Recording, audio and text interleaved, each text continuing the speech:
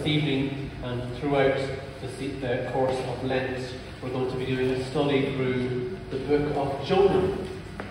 So we're starting in chapter 1, reading verses 1 to 3.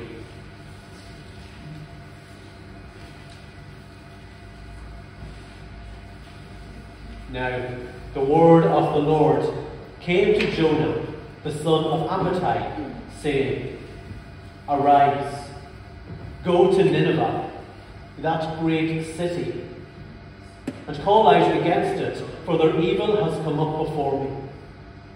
But Jonah rose to flee to Tarshish from the presence of the Lord.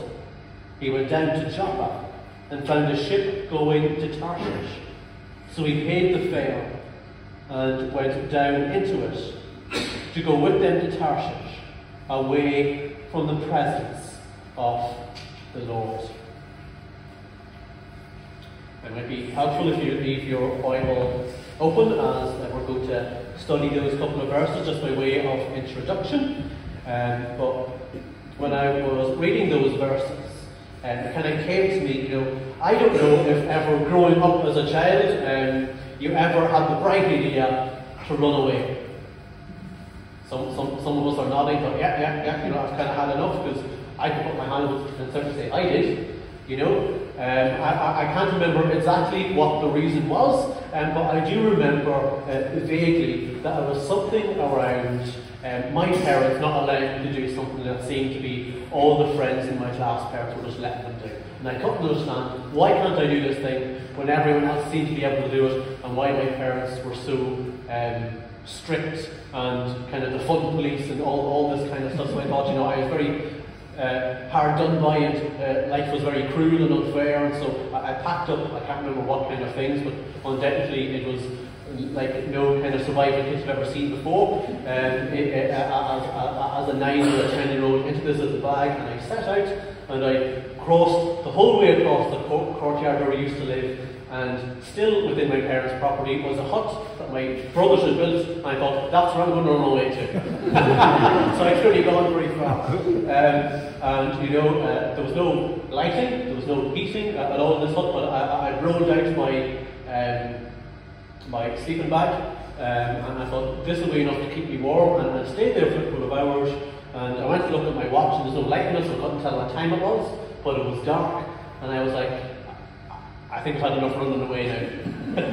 And so, being stubborn as I was, and stubborn as I still am, I thought, I don't really want to admit to my parents that I was wrong, so I thought what I'll do is, I'll wait until I think that they're not in the kitchen. So you had to go in through, basically the front door of the house we used to live in brought you to the kitchen, and I kind of snuck down the hall towards my bedroom, thinking I'll get away with it, and hope was I ever get away with it, because the door was locked, so I had to knock on one of the windows, and they'd come out and say, oh, are you back already?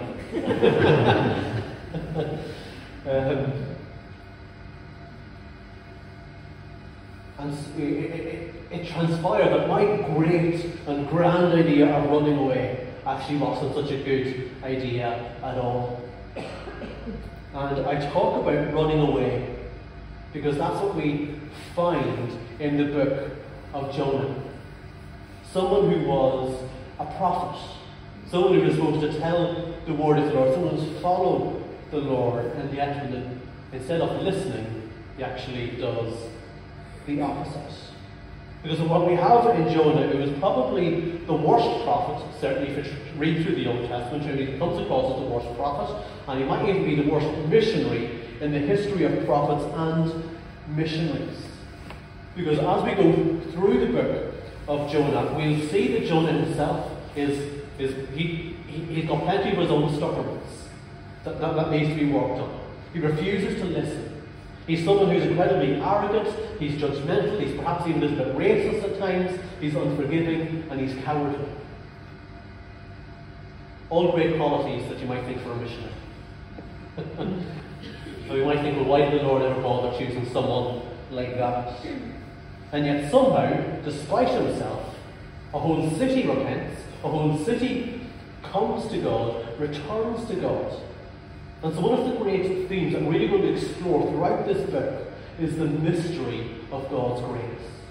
That was really you could put that as like the subheading of the book of Jonah, the mystery of God's grace. Because that's what both astounded Jonah and confused Jonah in equal measure. And it's my hope that this Lent, as we study together the mystery of God's grace, it won't be something that would confound us, but it won't be something that would astound us as well. So this evening, I just want to begin, by way of introduction, reflecting on those couple of verses that I kind of themed running from God. And the first is where God comes and says to Jonah to go. We're told in verses 1 and 2 that now the word of the Lord came to Jonah, the son of Amittai, saying, "Arise, go to Nineveh, that great city, and call out against it, for their evil has come up before me." And so it begins with God coming to Jonah and saying, "Arise." In fact, the Hebrew word that's used there has kind of sense of urgency. It's if God was bursting and says, "Listen up, Jonah. This is very important. I want you to listen to me very quickly and literally go right now. This is very important. It's urgent." Because that's what God is saying to Jonah by that word, "arise." And so God basically bursts in, or if you like, he interrupts Jonah's life. Where he tells Jonah to stop what he's doing and instead to reorientate his life towards where he wants him to go. Which of course is something that God is perfectly entitled to do, because as God, it's kind of an unspoken thing in the Bible, he can tell us, he can tell whoever to do whatever, whenever. That is one of the privileges of being the God of the entire universe. And as a prophet of God, as a messenger of God, this command to go, I imagine, wouldn't have been new to Jonah. This would have been the first time that the Lord would have told him to go, because Jonah would have been a prophet for some time. In fact, one of the reasons some of the commentators say why Jonah is given such a short introduction, why the only thing we're really told about Jonah by way of background is that he is the son of Amittai, is because the writer presupposes that Jonah is actually someone that needs no introduction. Because if we were to read the book of 2 Kings, in chapter 14, it is there to us that Jonah is mentioned. And he's introduced as someone who was around during the reign of King Jeroboam II. And if we were to read that chapter, we would see that it is perhaps unlike many of the other prophets of the time who came and spoke against really the royal court and the officials for their corruption and their idolatry and all the injustices they were doing. Jonah is actually someone who supports Jeroboam for his aggressive military policy. And as a result of this, Israel at this time was doing quite well. It was prospering. And so Jonah would have been known as a patriotic, loyal Israelite in his time. He would have been a very popular prophet. However, it is interesting that where Jonah was told to go, that he's not only not being sent to Israel, which is his own people, he's not actually being sent to go to Jews at all, which is unusual, if not probably the only time that a prophet is sent actually to go to Gentiles. Jonah is the only of the prophets who was told to go to non-Jews. And so when Jonah hears this, he probably thinks, well, this has never been done before. Because while some of the prophets do speak against other nations, perhaps to other nations, as far as you know, Jonah is the only one who was told to go there in person and to speak to them. And so this is a trip that is unprecedented.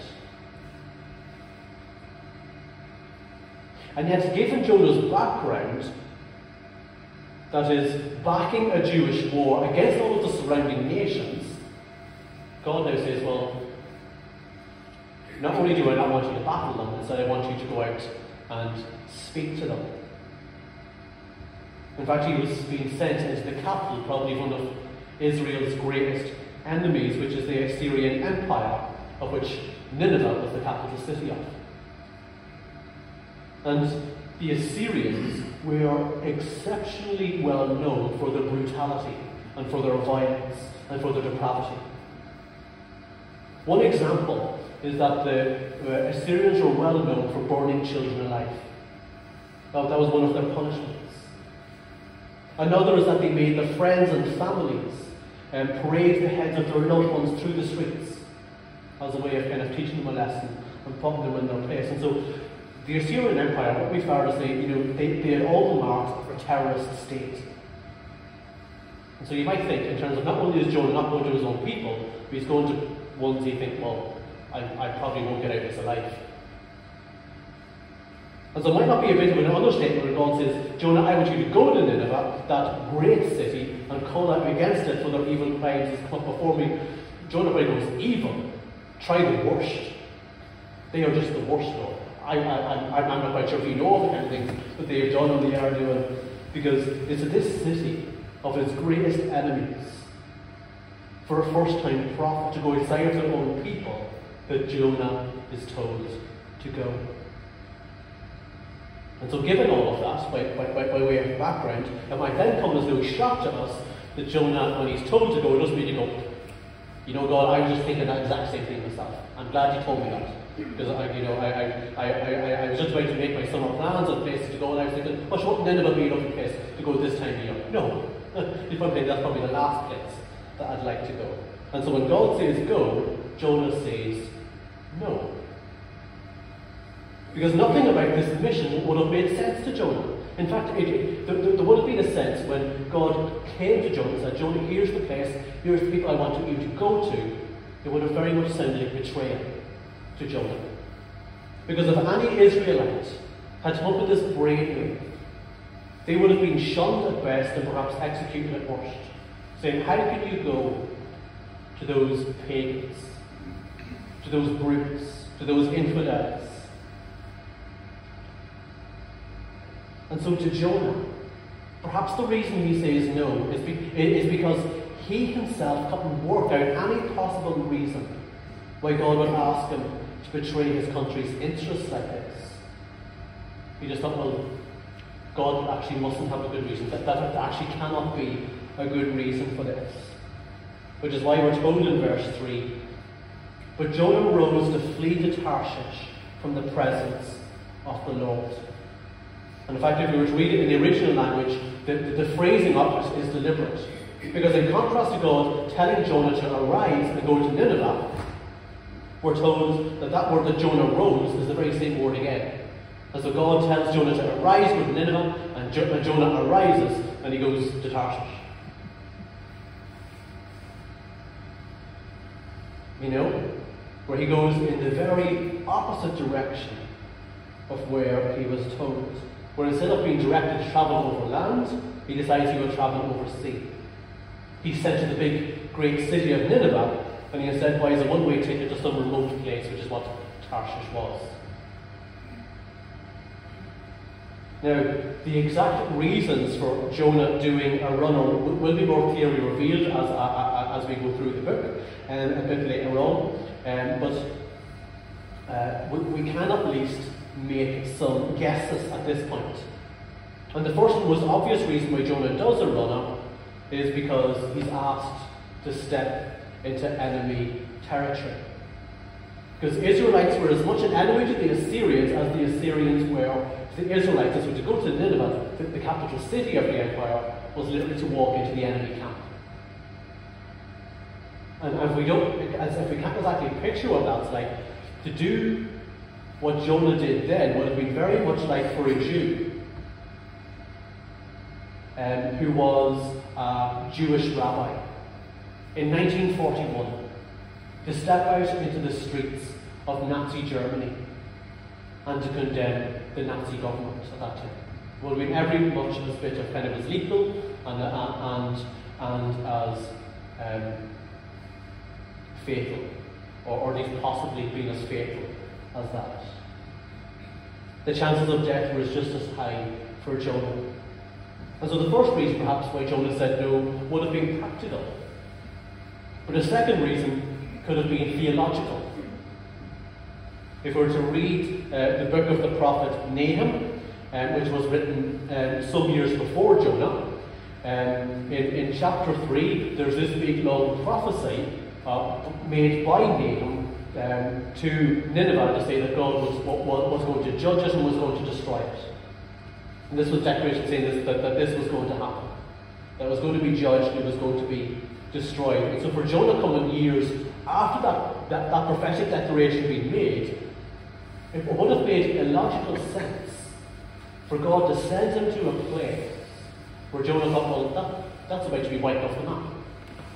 Why would you want me to send me to a place that's doomed? A place that's obviously heading for destruction. A place that is not the chosen people of Israel. And, he probably would have been saying, good riddance to bad rubbish too. And so it's likely that Jonah's refusal came about because he couldn't figure out a good reason to go to Nineveh, that God couldn't have a good reason to send me there. And so what happens is that Jonah doubts God. He doubts the call.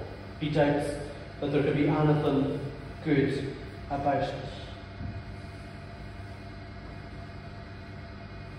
And folks, if we're honest, we've all had that Jonah experience. In fact, we can go right back to the very start of the Bible with Adam and Eve, who had that very same experience in the Garden of Eden, when God tells them in Genesis 2, you may surely eat of every tree in the garden, but of the tree of the knowledge of good and evil you shall not eat, for in the day you eat of it, you shall surely die. And so we have in the command of God saying, you can eat from every last, but not from this one thing. God tells them what to do and what not to do, but God doesn't really explain why not to do it. And so later on, we're told in chapter 3 that the seed of fruit was good for food, and it was delight to the eyes, and that the tree was to be desired to make one wise. In other words, they could see this was good, it looked good, and therefore I can't see any reason why this would be a good idea to actually eat fruit. And so they made the same mistake that Jonah would make many, many, many years later. In that, if I can't think of a good reason why God would make this command, then there can't possibly be one. And so Adam and Eve didn't trust in God's goodness. Jonah didn't trust in God's goodness. And so he doesn't run. He runs for it. Because while there is, in a sense, in which Jonah didn't trust God's goodness to him, there's also a sense in which he also doesn't like. So he didn't trust God's goodness for him, and he didn't like the idea of God's goodness to others. And this will become clearer as we study chapter 4 at the end, and spoiler alert, and for when we come there, when Jonah does eventually get his act together and does eventually end up in Nineveh, he says in verse 2 of chapter 4, O Lord, is this not what I said when I was yet in my own country? That is why I made haste to flee to Tarshish, for I knew that you are a gracious God and merciful, slow to anger and abounding in steadfast love and relenting from disaster. Now you might say, what on earth is Jonah on about? Well, Jonah seems to have worked it in his mind that if Nahum had prophesied that Nineveh was going to be destroyed, that God was going to wipe it from the map, then he's worked the only possible reason that God could send me to Nineveh, to this city that was apparently destined for destruction, is because he wanted to give them a warning. Now we might say, well, what's the reason for giving a warning? Well, why do we give anyone a warning? We give people warnings so that they'll avoid disaster, isn't it? I mean, that seems to be one of the reasons I do it. If we've ever said, hey, you better watch out there, buddy, or, you're going to have a bad time. It's a warning. Basically, kind of check yourself, Be aware. And so Jonah knew that if he went to Nineveh, to what he saw as this God-awful, God-forsaken place, and told them this message, then he knew, even if it was a slim possibility, it was a possibility nonetheless, that they could repent. They could repent. And as a result, if they repented at all, he knew God would forgive them. And therefore the destruction wouldn't happen. And Jonah didn't want the destruction not to happen. He very much wanted Nineveh gone. After all, these people are our enemies. After all, these people have made us suffer. After all, these people have done just such awful things. Aggressive, evil, immoral, deserving of judgment. And so Jonah was afraid to go to Nineveh, not because they might not listen to him, but also because they might actually listen to him. They might actually just listen to him. Now, I want to say the reason why I've spent so much time this evening reflecting on Jonah's background isn't just because we can say, oh, I suppose we can let up on Jonah. We don't need to give him such a hard time, we can be more sympathetic. But actually, one of the reasons, as I was going through this, is I actually realised, whether I want to admit or not, I'm actually a lot more like Jonah than perhaps I first realised. Where if I was just to casually read through it and say, oh, look at that guy, he's supposed to be a prophet and he's a useless one. I'd never do to do a thing like that. And then you begin to actually look at his motivations, to understand his heart and realise, actually, I suppose I'm not that different after all. Perhaps even this evening some of us can realise that perhaps we're not that different. Because I think all of us, perhaps some of us to greater and some of us to lesser extents, but in all of us, in all of our hearts, nonetheless, all of us will have a list of persons that we've blacklisted. They're dead to me. They're gone. I want nothing to do with them. Don't we? Sure we do. And we might say, in terms of people that we'd like to see come to church, people we'd like to see come into faith. And we might say, God, if revival ever breaks out, and when it does break out, Lord, can you please just keep it all neat and tidy? Why can't you just save all the nice people like us? Fill this place with people like me. Don't ever send us to those kind of people out there who've done all these kind of things. Why do we ever want to go near them and tell them that there's hell to pay for their actions? Because what if we actually stop and listen and ask about these things? And we go out and we tell them about Jesus and the cross. And then they accept that message and they're in the kingdom, and we can't believe they're in the kingdom because we actually want them in the kingdom. After all, some of these people might not even be churchgoers. They might know the difference between the Venesi and the Recce Nook, and my goodness, wouldn't that be awful? And so because Jonah can't accept that, he runs. He doesn't listen. Tries to get away. The irony, the prophet who doesn't want to preach. The prophet who doesn't want to preach, or at the very least the prophet who wants to preach, but only wants to preach where he wants to preach and to who he wants to preach. Says, God, I'll give you a message, but only to the people that I choose. And so God tells Jonah to go. Jonah says no, and he runs to Tarshish. And that's where we'll leave him for another while, and we'll pick it up there on Sunday week. But let me finish with this here this evening. Because Jonah was going to learn, I'm sure many of us will know the story, it'll be familiar to us. Jonah was going to learn, albeit the hard way, that you can't run from God. You can run but you can't hide. He sees all, he knows all. No one can run from God. And ultimately the reason for that is because there is not anyone who God is not concerned about. Even if you run to what you think is the very edge of the earth, the middle of nowhere, God will still find you there. He will seek you out there. He will pursue you to the very ends of the earth. Because there is no one that he is not concerned about. And perhaps of those of us who are anyway used to the Church of Ireland, that might challenge our parochialism about who is in and who is out. And there may be some of us here this evening, perhaps we've been following God for a long time. Perhaps some of us in this place have seen amazing things happen. Seen people come to faith. Seen the church full of people. Where there wasn't a pew that was empty. And we long for that again. We yearn for that again. And that is a good thing, to see people come into faith and seeing this church full. But where I feel God may be challenging you is that while we may want the pews full, like they were back in the good old days,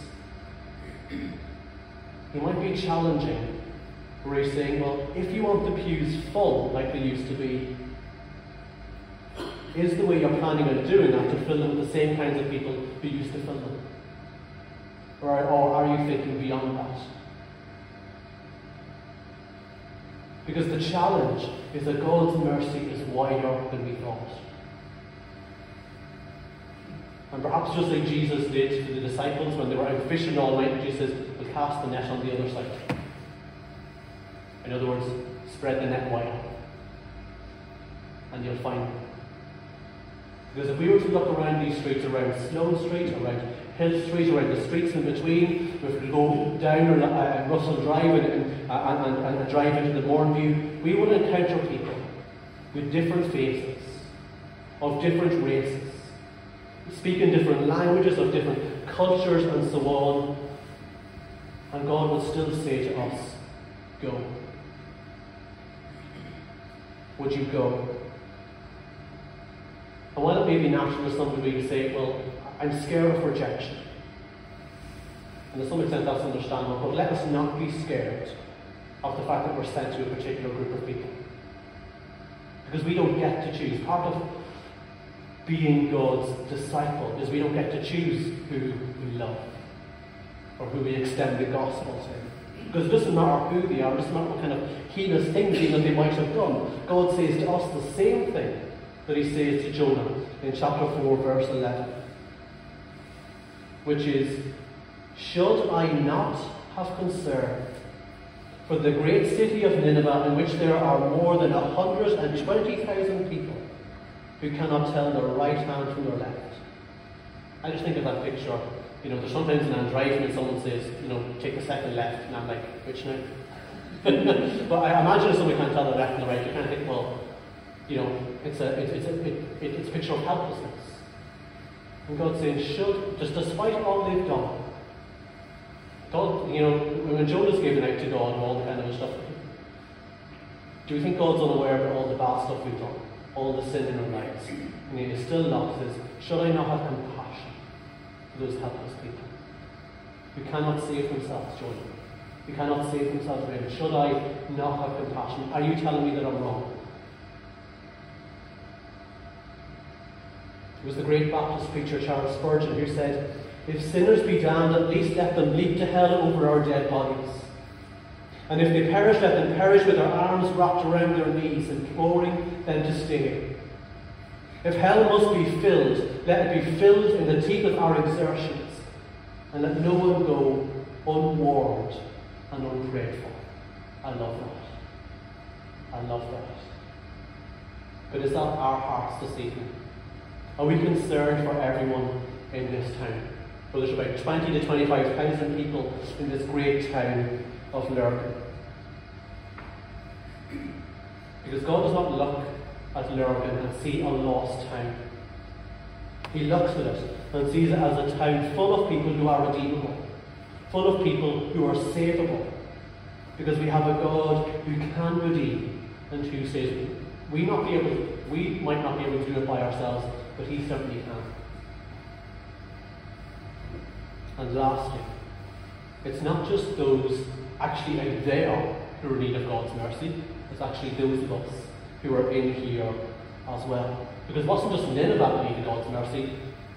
Jonah needed to realise himself that he was in desperate need for the mercy of God in his own life as well. And thankfully God would not let go of Jonah. He just said, well, if you want to run, be on your way.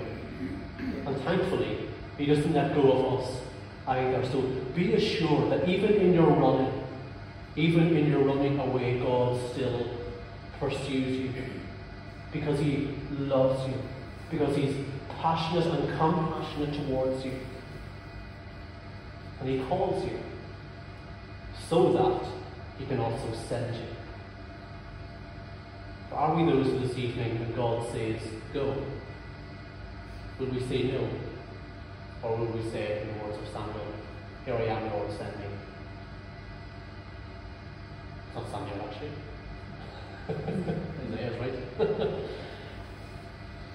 And so, as the praise group are going to come and lead us in a closing time of worship, I'm going to be up here at the front. I've got some anointing oil with me for any who so wish. You'd be welcome to come forward, and I'll make a sign of the cross on your forehead as a way of symbolising a commitment that instead of running away from God, actually we want to be those who run with God, and to pray that wherever He might lead us or direct us, that our hearts would be right with Him.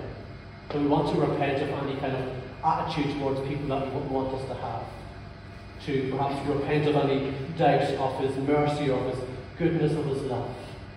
And to receive afresh His Spirit that would wash our hearts with His grace. And so, as the praise group lead us in worship, for any who would like to come forward during this time of worship, you'd be welcome to do so.